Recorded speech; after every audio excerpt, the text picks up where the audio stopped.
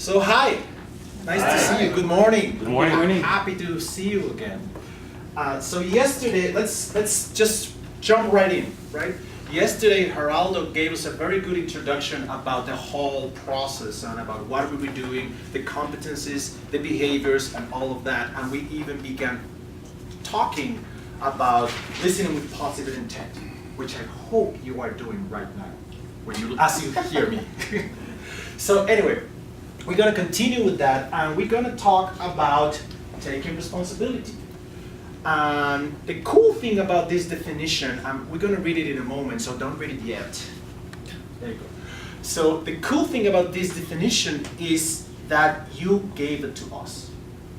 This is not something that came from the wise man of some wise people somewhere. We asked you, and you actually told us what does taking responsibility, what taking responsibility is. You gave us a definition. So Jackie, would it be okay if you read the definition for us? And as you read the definition, as Jackie reads the definition, just notice what stands out for you.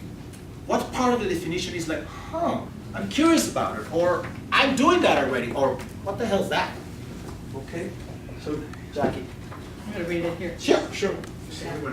Okay, great vocal employees take responsibility for themselves.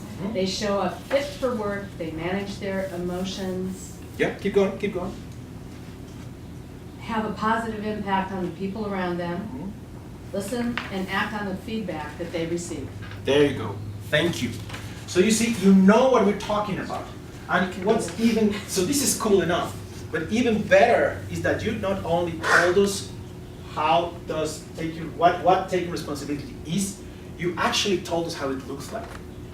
So we have here when someone is doing it, how they're meeting the mark, or they're falling below the mark, or actually going above the mark. So isn't that cool? You know how to do this. This is not new for you. Still, let's face it, taking responsibility is kind of like an abstract concept. What does that look like in real life? We know how to value it, but we don't know how it looks like. So the good news is that we're going to give you a set of behaviors to really know what you have to do in order to take responsibility. And this is precisely what we will do. And this is what we'll be doing today.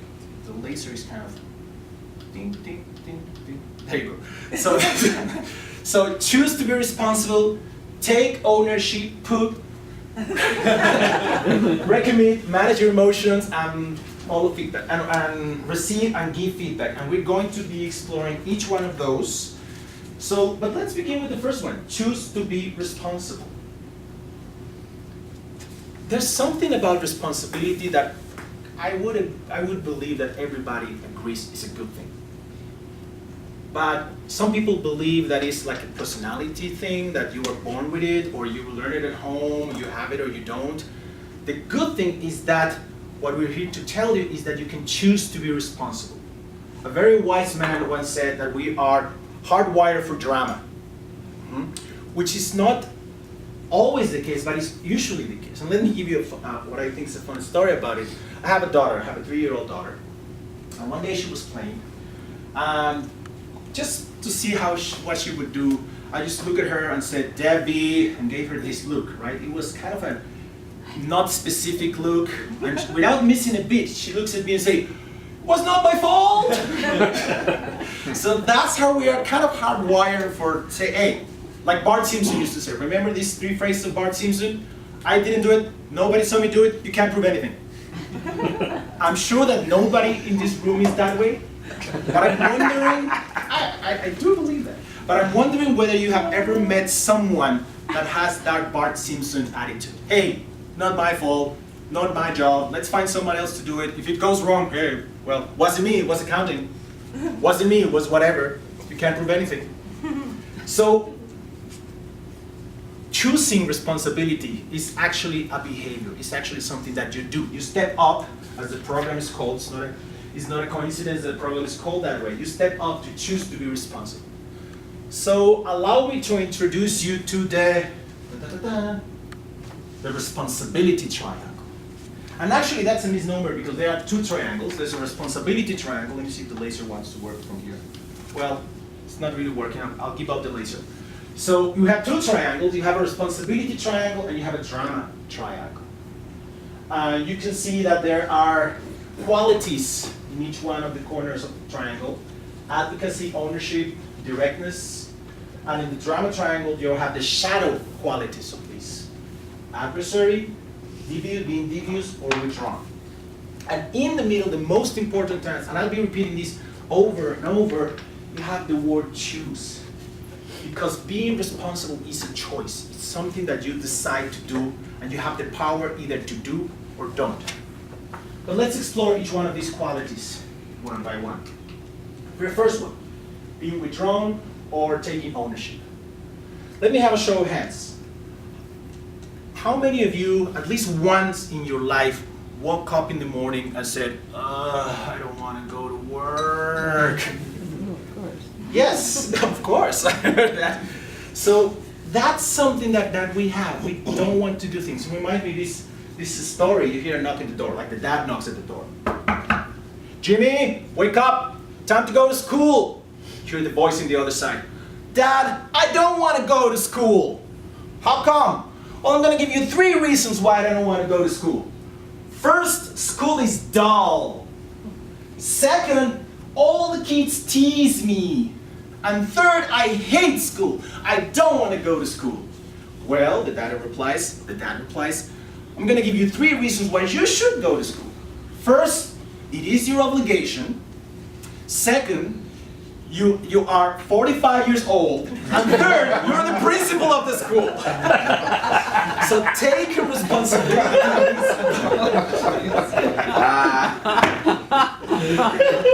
I can relate. So take your responsibilities about knowing I am the principal of the school and acting like that. So let me ask you now, to contrast withdrawn. Have you ever been in a situation where you knew what you need to do, you were clear about the job, the task to be done, and you did it? You moved, you did it, you accomplished it, you follow up. Have you ever had that? Yeah. Yes, good. I knew the answer to that one. So that's taking ownership. That's what saying, this is what I'm going to do. This is taking ownership of that. Second quality, remember, we are exploring the 3 qualities of the triangle of leadership, or responsibility, and the shadow side, the drama triangle. So the second one is being an adversary or being an advocate. And again, I want you to go back to your memory banks and ask yourself if you have ever been in a conversation or an interaction with someone that felt adversarial. That felt like, hey, whoa, I better protect myself here. Yeah. Yes? Oh yeah. Oh yeah. Oh yeah, okay. I hear oh yeah. What is it that lets you know? What are the red flags that tell you, oh, this is becoming adversarial? I need to protect myself. What would we say, what are some of those situations? I'm getting positional. You're getting positional, you're Yeah. like a boxer, yeah? They're questioning if I'm wrong, and that never happens. I believe that. Yeah, they're questioning you, that's the point. The tone. The tone. It's very stern. Stern. Yeah. There's something about the tone that it puts you to questioning. Yes? I think they're an asshole. You think they're an asshole? Yeah, probably they're thinking the same thing about you. Good. So it has to do with what are they thinking about me? What am I thinking about them? That makes me to go into this position, and they're questioning me, and there's a way in the tone is happening. Yeah. So adversaries always want to be right. An adversary is not about doing the right thing, it's about being right. An adversary is always ready to point finger. Well, I did my job, you didn't do my job. It was not my fault, and it was not my fault. It was your fault. You were the one that didn't do what you were supposed to do. And what does that do? Forces us to take this, to defend ourselves, to justify ourselves. And that's not good in a conversation, as we all know. Now, what's the contrast to that? What's the opposite to that? We say it's being an advocate. Have you ever had a conversation with someone or being in a team when you felt that someone was advocating for you or for the team? So how does that look like? Very supportive. Supportive. What else? Encouraged. Encouraged. Encouraged, supportive.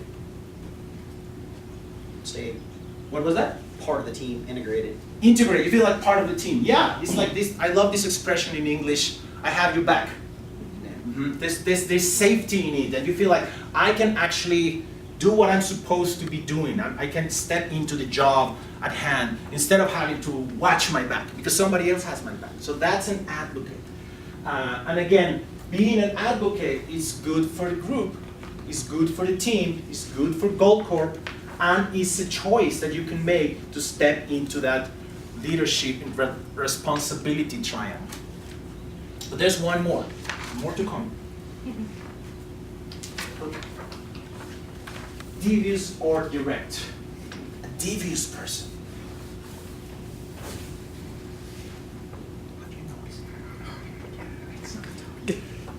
Have you ever noticed that if there's one quality in all the villains, in all movies, in all fairy tales and so on, some are powerful, some are not, but some quality that is always there is they're devious. They're always plotting.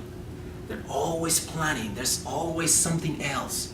You don't know whether you can trust them or not. Sometimes they can kind of charm you. That's the word I was looking for. They can charm you in ways, but that's funny because we love those plots, right? Oh, when is he or she going to be caught? We love to hate them. They're getting away with it. But in a company, in an organization, being devious is very, very harmful for you. Because again, you cannot trust your team. You have to protect yourself. We have only X amount of energy, and you have to use that energy to protect ourselves from others because they're even adversarial, because they're withdrawn and we have to drag them, or because they're devious and we don't know what they're saying behind our backs. That takes away our energy. So a devious person doesn't challenge conversation, just goes to the corner and say, let's say, they just talk something about it, gossips, that's a big one. Have you ever felt in a situation where someone came to you and wanted to gossip? Oh yeah, I know I have. You know what's the thing? There's something, I really don't know what it is. There's something contagious about gossip.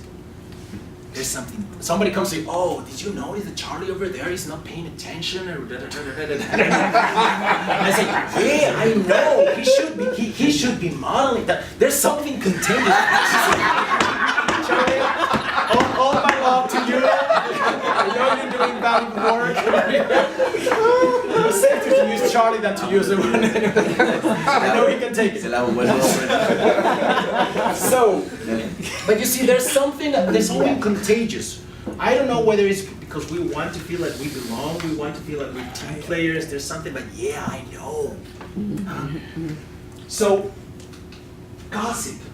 Gossip is a poison. Gossip is something that is really dangerous. As he said, move this away.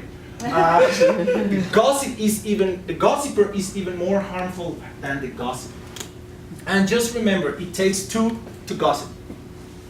So what are some ideas from you guys? What are some ways in which you can neutralize gossip at its root? What could you do? Don't give an ear to it. Don't give any, yeah. What else? Interrupted and say, babe, that's enough. Not here, that's enough. I want to hear, yeah? Ask the person, who do you need to talk to? There, who do you need to talk to? Yes, there was another one over there. Invite the person they're talking about to the conversation. Yes. So stop it, interrupt it, invite the person. Who else? Who needs to hear this? That's it. By the way, a gossiper would hate that. They will never come back to you. Well, maybe they'll try once or twice more, but they usually don't like it when you don't join in. So when you say something like, go to the next one. Oh, not yet. So when you say something like, you know what, that's very valuable feedback. Maybe we should involve Bob into this conversation. The gossiper, which by its very nature is devious and doesn't want to get into it, yeah, maybe later, or no, it's not that important, or something, and then you have neutralized gossip. It's like the antidote for gossip. So just keep that in mind, because again, it's seductive. There's something seductive about it. So there you have it, the terrible three, the drama triangle, being an adversary, being withdrawn, and being diffuse about it. Okay. Okay? That's all.